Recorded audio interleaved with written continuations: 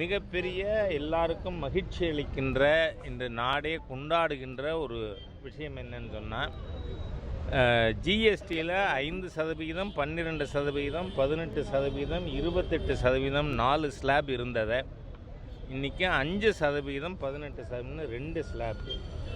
பல உணவுப் பொருட்களுக்கு வரியே கிடையாது. அப்படியே வரி இருக்குமானால் அதெல்லாம் 5% ப்ராக்கெட்டில். இதன் மூலமாக நாம் ஏன் இதை மேற்கொண்டோம் என்றால், நேற்றுக்கு முன்னாள் நிதியமைச்சர் திரு ப. சிதம்பரம் அவரோட தலைமையில் இந்தியா என்ன நாடாக இருந்தது? ஃப்ராஜைல் 5, நொறுங்குகின்ற 5 பொருளாதாரத்தில் ஒன்றாக வைத்திருந்தார் சிதம்பரம்.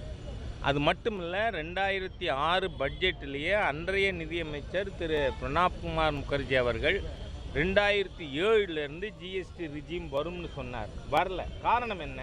இப்போ என்ன, ஏன் 8 வருஷம் கழிச்சு அப்படின்னு கேட்குற கேள்விக்கு, அப்போ ஐக்கிய முற்போக்கு கூட்டணி அரசு கொண்டு வராததுக்கு காரணம், எல்லா மாநில அரசாங்கமும் முதல் 5 ஆண்டு வருவாய் இழப்பை சென்டர் காம்பன்சேட் பண்ணோன்னு கேட்டாங்க. இதை கொடுப்பதற்கு டாக்டர் மன்மோகன் சிங் தலைமையிலான ஆட்சி தயாராக இல்லை.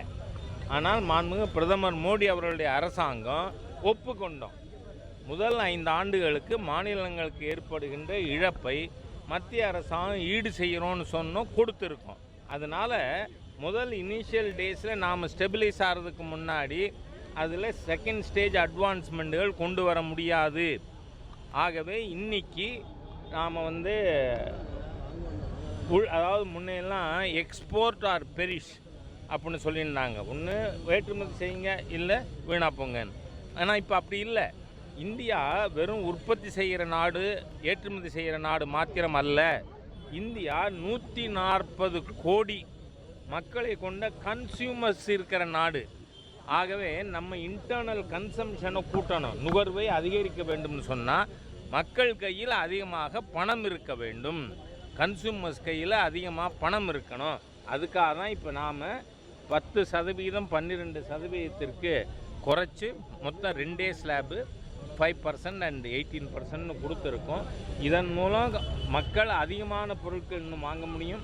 அதனால் உற்பத்தி அதிகரிக்கும். அப்படி மக்கள் அதிகமான பொருள் வாங்கும் பொழுது வரி கலெக்ஷனும் கூடும். ஆக இது ஒரு ஆக்சலரேட்டிங் எஃபெக்ட்.